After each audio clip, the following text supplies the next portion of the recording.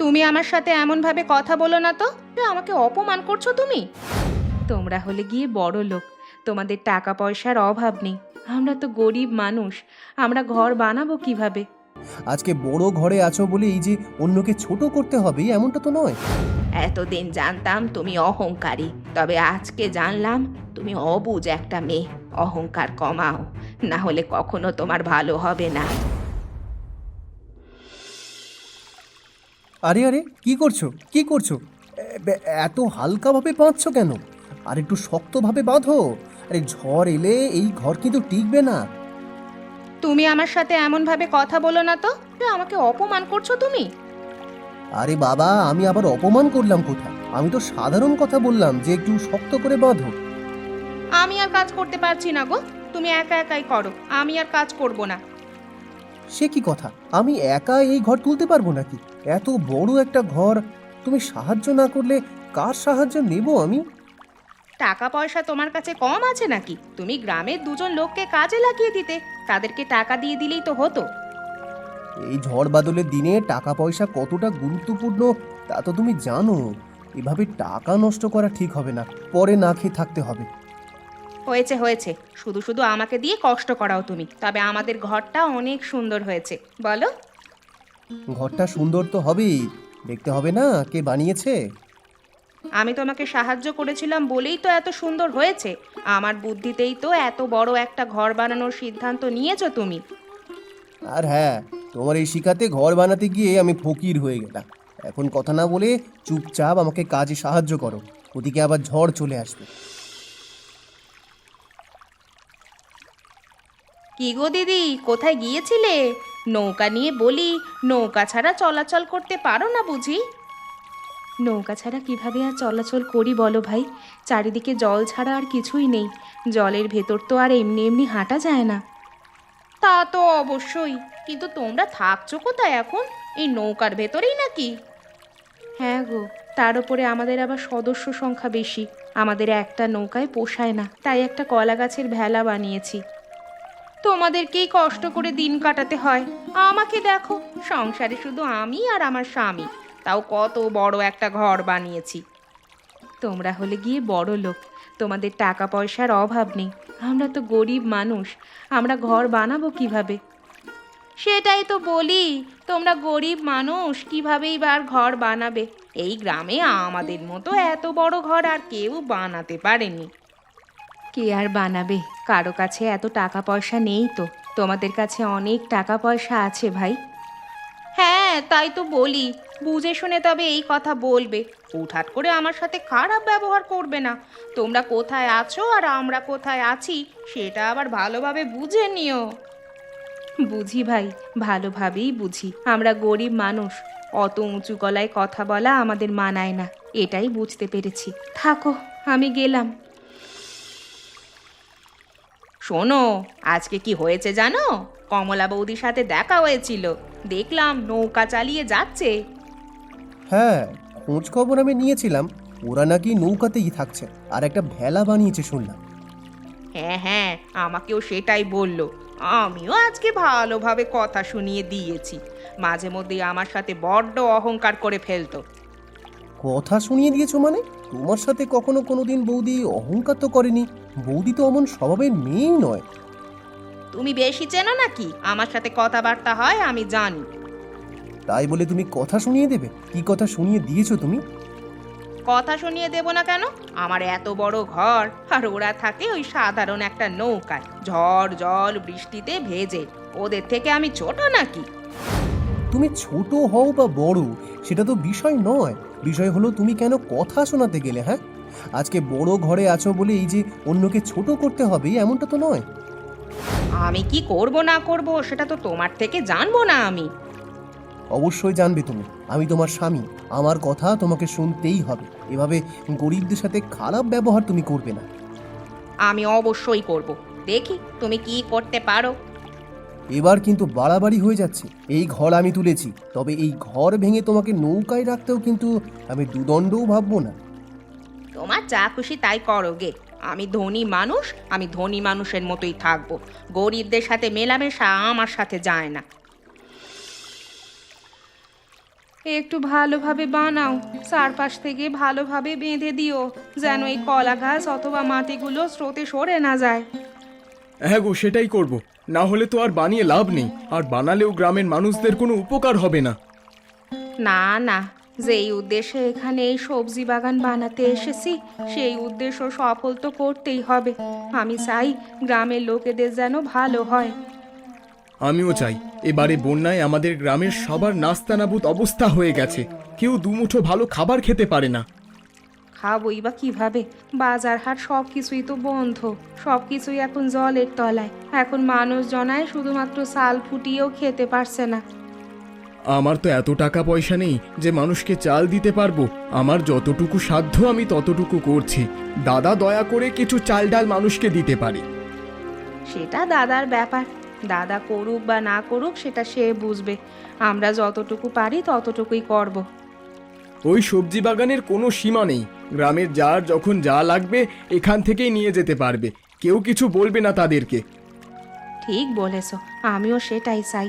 গ্রামের মানুষজনায় অন্তত একবেলা যদি এই সবজি দিয়ে ভাত খেতে পারে, তাও সেটা তাদের জন্য অনেক। কি রান্না করছেন মা? আজকে কিন্তু আমি মাংস খাবো বলে দিলাম, তাড়াতাড়ি রান্না করুন, আমার আবার প্রচণ্ড ক্ষুধা পেয়েছে। তুমি নিজেও তো আমাকে একটু হাতে হাতে সাহায্য করতে পারো, তাহলে তো রান্নাগুলো তাড়াতাড়ি শেষ হয়ে যায়। আপনাকে ওই ছোট লোক ছোট ছেলের কাছে না রেখে আমার বাড়িতে রেখেছে কি শুধু শুধু? এখানে ভালো মন্দ খেতে হলে খেটে খেতে হবে। তুমি কেমন মানুষ বৌমা? আমি আমার ছেলের টাকায় খাবো নাকি খাবো না সেটা আমার ব্যাপার, তুমি খাওয়ানোর কে শুনি? আপনিই বা কি ভেবেছেন আমার কথা ছাড়া আপনার ছেলে আপনাকে খাওয়াতে পারবেন না? কখনো না। তোমাকে নিয়ে আমি আর পারলাম না, যেদিন শিক্ষা হবে সেদিন বুঝবে। সেসব কথা বাদ দিন তো। আপনার ছোট ছেলে আর ছোট ছেলের বউ ভাসমান সবজি বাগান বানাচ্ছে, ওদের জন্য গ্রামের কেউ এখন আমার বড় ঘরের কথা মুখেও আনছে না। ওরা গ্রামের উপকারের জন্য কাজ করছে, তাই গ্রামের লোকজন ওদের প্রশংসা করছে। তুমি কি করছো? আমি গ্রামের লোকেদের জন্য কিছু না করলেও আমি তো বড় একটা ভাসমান ঘর বানিয়েছি, সবাই সেটার প্রশংসা করবে না? এতদিন জানতাম তুমি অহংকারী, তবে আজকে জানলাম তুমি অবুঝ একটা মেয়ে। অহংকার কমাও, না হলে কখনো তোমার ভালো হবে না। আপনার সাথে কথা বলাটাই আমার ভুল হয়েছে। আমার আগেই বোঝা উচিত ছিল আপনার ছোট ছেলেই আপনার কাছে হীরের টুকরো।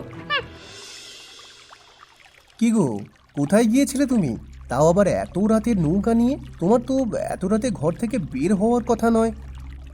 আর বলো না, দিনের বেলায় তোমার ছোট ভাই আর ছোট ভাইয়ের বউ সবজি বাগান করেছে, আমাকে একটিবারও তার কাছে ঘেঁষতে দেয়নি।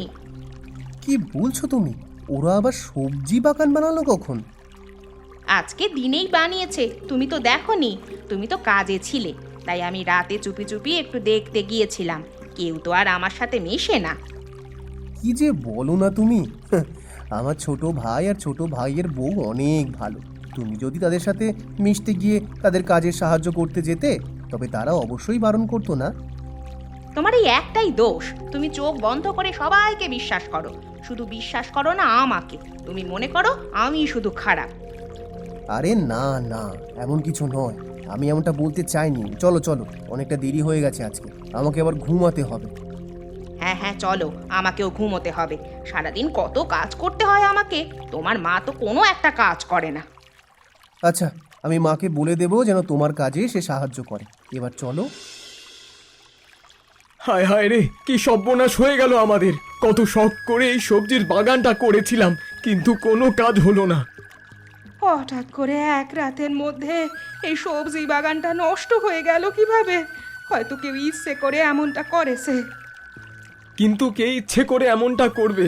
আমরা তো গ্রামের সবার ভালোর জন্যই এমনটা করেছিলাম, তাহলে তো কারো তো এটা নষ্ট করার কথা নয়। তাহলে কি ঝড় জলের কারণে এভাবে ভেঙে গেছে? আমার তো দেখে মনে হয় না। আমার মনে হচ্ছে কেউ ইচ্ছে করেই এমনটা করেছে, কিন্তু যে এমনটা করেছে সে একদম ভালো কাজ করেনি। আমরা তো গরিবদের সাহায্যই করতে চেয়েছিলাম, বলো? ওপরওয়ালা তার ভালো একদম করবে না, গরিবদের মুখের অন্ন কেড়ে নিল।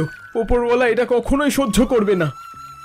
আমাদের সমস্ত কষ্ট বৃথা গেল। চলো, আমাদের আবার সবজি বাগান করতে হবে, তবে এবার অবশ্যই আমরা পাহারা দেব। একদম ঠিক বলেছ। প্রয়োজনে আমরা এই সবজি বাগানের পাশেই থাকতে শুরু করব, যেন কেউ এটার ক্ষতি করতে না পারে। চলো তাহলে, আর কান্নাকাটি করে কোনো লাভ নেই। আমাদের এই বাগান আর কখনো ফিরে আসবে না। আমাদেরকেই আবার এই কাজ শুরু করতে হবে। আচ্ছা, একটা কথা বলো তো, গ্রামের লোকেদের কাছে শুনেছি যে শিবু ও জয়া যেই বাগানটা করেছিল সেই বাগানটা নাকি কেউ নষ্ট করে দিয়েছে। তুমিও না গ্রামের মানুষদের কথা বিশ্বাস করে নিলে? গ্রামের মানুষেরা বানোয়াট কথা রটাচ্ছে, বুঝলে তো? তাহলে তুমি কি বলতে চাইছো, কেউ ইচ্ছে করে সেটা নষ্ট করেনি?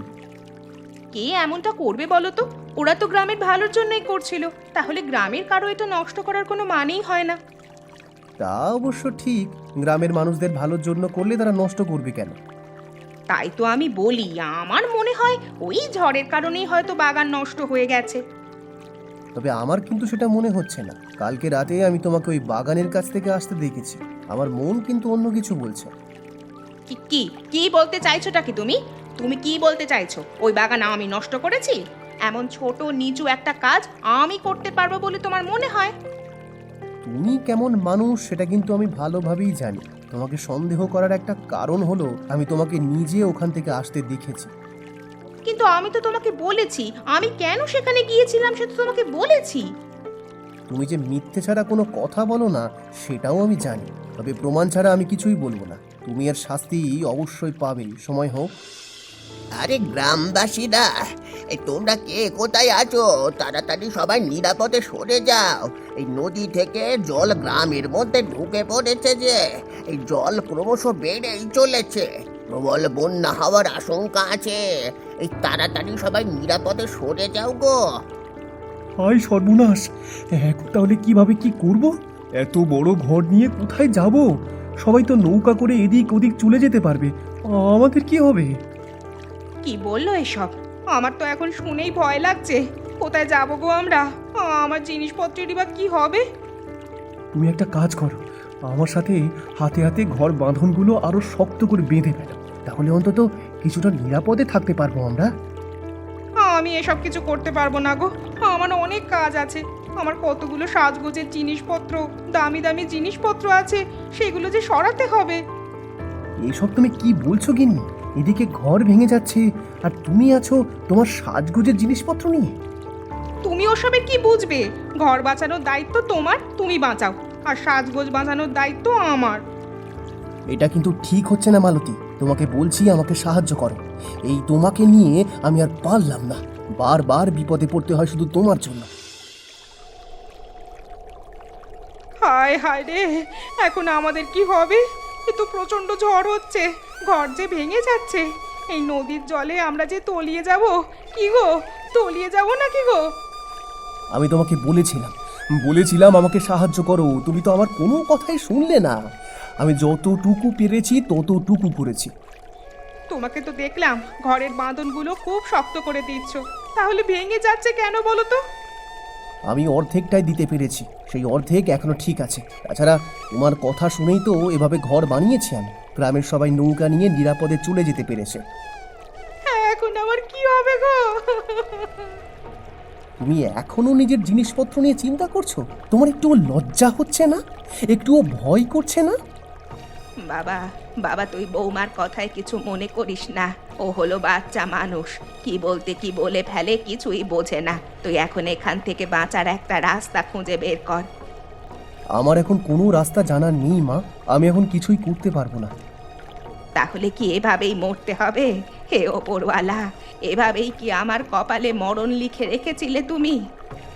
আমাকে ক্ষমা করো মা, তুমি যদি তোমার ছোট ছেলের কাছে থাকতে তাহলে অন্তত আজকে বেঁচে থাকতে পারতে। আমার ছোট ছেলেটা যে কোথায় আছে, কি অবস্থায় আছে, সেটাও তো কিছু বুঝতে পারছি না। ওরা হয়তো ভালোই আছে, এখন নিজেদেরকে বাঁচানোর চেষ্টা করাই শ্রেয়। ওই তো মাকে দেখা যাচ্ছে, মাকে খুঁজে পেয়েছি। তাড়াতাড়ি নৌকা নিয়ে মায়ের কাছে চল। মাকে যখন খুঁজে পেয়েছি, তাহলে দাদাকে আর বৌদিকেও খুঁজে পাওয়া যাবে নিশ্চয়। তারা আশেপাশের কোথাওই আছে। ওইটা দূরে দেখা যাচ্ছে রমেনকে। হ্যাঁ, ওটা তো রমেনই মনে হচ্ছে। আরে বেচারা, এত বড় ঘর বানিয়েও নিরাপদে থাকতে পারলো না। সবার এত খারাপ অবস্থা, বেঁচে আছে কিনা সেটাও তো বলতে পারছি না। কালকে রাতে তো অনেক বড় ঝড় হয়েছে। দুজনকে তো পেয়ে গেলাম, এখন বৌদিকে কোথায় পাবো? বৌদিকে তো কোথাও খুঁজেই পাওয়া যাচ্ছে না। আরো কিছুক্ষণ নৌকা নিয়ে এদিক ওদিক ঘুরতে হবে। হয়তো একটু দূরে গিয়েছে, তবে খুঁজে পাওয়া যাবে, সেটা নিশ্চিত থাকো। না না, দুজনেই বেঁচে আছে, এখনো বেঁচে আছে। জ্ঞান হারিয়ে ফেলেছে। এখন বৌদিকে খুঁজে পেলেই তিনজনের চিকিৎসার ব্যবস্থা করা যাবে। ওই তো দূরে দেখা যাচ্ছে বৌদি ভাসছে। তাড়াতাড়ি চলো ওদিকে, বৌদিকে নৌকায় তুলতে হবে। বৌদিও বেঁচে আছে। তিনজনকে নিয়ে তাড়াতাড়ি চলো, চিকিৎসার ব্যবস্থা করতে হবে। দেরি হয়ে গেলে বিপদ ঘটবে। আমি কোথায়? আমি বেঁচে আছি নাকি মরে গেছি জয়া? আমি কি বেঁচে আছি নাকি তুমিও আমার সাথে মরে গেছো গো? কি যে বলেন না বৌদি, আপনি খুব ভালোভাবে বেঁচে আছেন আর আমাদের কাছেই নিরাপদে আছেন। রমেন, মা, ওরা দুজনে কোথায়? ওনারা দুজন ভালো আছে তো? ঠিকঠাক আছে তো? হ্যাঁ হ্যাঁ, ওনারা ঠিক আছে। ওনাদের চিকিৎসা চলছে। এখনো জ্ঞান ফিরে আসেনি, তবে জ্ঞান ফিরে আসবে খুব শীঘ্রই। গত রাতে কি ঝড়টাই না হলো! কি বিপদে পড়েছি বলো তো! আমার কত কত জিনিসপত্র ভেসে চলে গেল। আমি বলি কি বৌদি, জিনিসপত্র গেছে সেটা এক কথা, আপনি বেঁচে থাকলে অনেক জিনিসপত্র কিনতে পারবেন, কিন্তু আপনি যদি মরে যেতেন তাহলে কি হতো বলুন তো? কিন্তু ওগুলো আমার অনেক দামে কেনা, আমার নিজের চোখের সামনে ভেসে ভেসে গেছে। আমার যে কত কষ্ট হয়েছে, তার উপরে আমার ভাসমান বাড়িটা। যা যাওয়ার গেছে, আপনারা তিনজনায় যে বেঁচে আছেন এটাই তো অনেক। ওপরওয়ালার অনেক কৃপা রয়েছে আপনাদের ওপরে। সে ঠিক কথাই বলেছো তুমি। যদি মরে যেতাম তাহলে তো এই সকালটাও দেখতে পেতাম না। ওপরওয়ালাকে অনেক অনেক ধন্যবাদ। অবশেষে অবশেষে আপনার জ্ঞান ফিরল মা। আমি সেই কখন থেকে আপনার জন্য অপেক্ষা করে বসে আছি। তুমি ঠিক আছো বৌমা? তোমার কোনো ক্ষতি হয়নি তো? আমার ছেলেটা কোথায় গো? আপনার ছেলেও ঠিক আছে, ওর এখনো জ্ঞান ফেরেনি মা। দেখলে তো, অহংকার করলে কতটা ক্ষতি হয়। তুমি অহংকারের কারণে বড় ঘর বানিয়েছিলে, সবাই নিরাপদে সরে যেতে পেরেছে, শুধু আমরাই পারিনি। হ্যাঁ মা, এত বড় ঘরও আমাদেরকে রক্ষা করতে পারলো না, অথচ আমি ভেবেছিলাম বড় ঘর বানালেই হয়তো আমরা নিরাপদে থাকবো। তুমি ভুল বুঝেছো বৌমা, তার উপরে তুমি আবার করেছো অহংকার। অহংকার মানুষকে কোথায় নিয়ে যায় তা তো তুমি ভালোভাবে জানো। আগে জানতাম না, আগে উপলব্ধি করতেও পারতাম না, তবে এখন পেরেছি। অহংকার করেছিলাম বলেই আমার আজকে এতটা বিপদ হয়েছে। তাহলে তুমি আজকে আমাকে কথা দাও বৌমা, আর কখনো কোনো দিন কোনো কিছু নিয়ে অহংকার করবে না। সত্যি বলতে, এই মৃত্যুর মুখ থেকে বেঁচে ফিরে আমি বুঝতে পেরেছি অহংকার কতটা খারাপ। আমি আপনাকে কথা দিচ্ছি মা, আমি আর কোনো দিন অহংকার করব না। ঠিক আছে, আমি তোমার কথা মেনে নিলাম। আজকে থেকে তুমি আমার কথা শুনেই থাকবে, লক্ষ্মী মেয়ের মতো, কেমন? ঠিক আছে মা, কিন্তু আপনি যেভাবে জয়াকে ভালোবাসেন আমাকেও সেভাবে ভালোবাসবেন। অবশ্যই ভালোবাসবো, তোমরা দুজনাই তো আমার দুটো মেয়ে। তবে জয়ার সাথে মিলেমিশেই থাকতে হবে কিন্তু। শোনো গ্রামবাসীরা, আমি আজকে সবাইকে বলছি, আমার ভাসমান ঘর সবার জন্য খুলে দেওয়া হলো। এটা আজকে থেকে সবাই ব্যবহার করতে পারবে। কি বলছো তুমি? সত্যি বলছো তুমি? আমি সত্যি সত্যি বলছি, আজকে থেকে ভাসমান ঘর হলো চিকিৎসা কেন্দ্র। শিশু থেকে বৃদ্ধ সবাই এখানে থাকতে পারবে, এখানে বসে চিকিৎসা নিতে পারবে, আশ্রয় নিতে পারবে। আমি তোমার থেকে এটাই আশা করেছিলাম। আমি ঠিক জানতাম একদিন তুমি নিজের ভুল বুঝতে পারবে এবং গ্রামের সবার উপকারে কাজ করবে। আমি আরও একটা সিদ্ধান্ত নিয়েছি, শিবু ও জয়ের সাথে আমি আরও টাকা খরচ করে একটা সবজির বাগান করব গ্রামবাসীদের জন্য। তোমার এই সিদ্ধান্তটাও খুবই ভালো। গ্রামের উপকারের পাশাপাশি আমাদেরও উপকার হবে। আমরাই পারবো আবার এই গ্রামটাকে নতুন করে সাজাতে। তুমি আমাকে ক্ষমা করে দিয়েছো তো? আমি মানুষের ক্ষতি করেছি, অহংকার করেছি, তবে এবার আমি আমার ভুল বুঝতে পেরেছি। আমি অবশ্যই তোমাকে ক্ষমা করে দিয়েছি এবং গ্রামের সবাই তোমাকে ক্ষমা করে দিয়েছে। সবাই তোমার প্রশংসা করছে, দেখো। এমন মজার মজার গল্প দেখতে আমাদের চ্যানেলকে সাবস্ক্রাইব করতে ভুলবেন না। আচ্ছা বলো তো বন্ধুরা, এই গল্পে আমাদের সবজি বাগানকে কে নষ্ট করেছিল?